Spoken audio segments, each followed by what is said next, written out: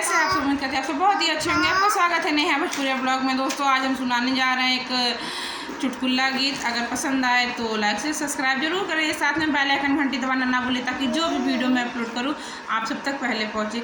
चलिए जी सुनाती हूँ।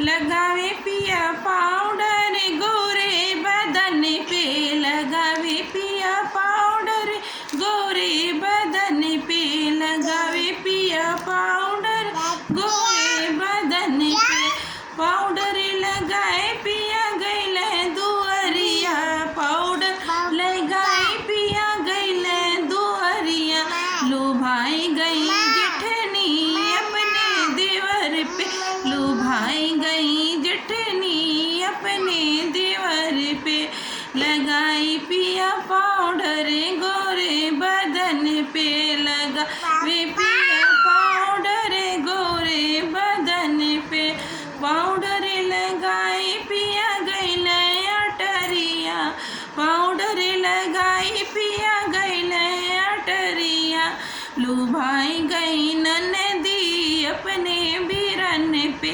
लुभाई गई ननदी अपने बीरन पे, लगावे पिया पाउडर गोरे बदन पे, लगावे पिया पाउडर गोरे बदन पे, पाउडर लगाए पिया गैले ससुररिया, पाउडर लगाए पिया गैले ससुररिया, लुभाई गई सखिया हमरे सजन पे, लुभाई गई सखिया हमरे सजन पे, लगावे पिया पाउडर गोरे बदन पे, लगावे पिया पाउडर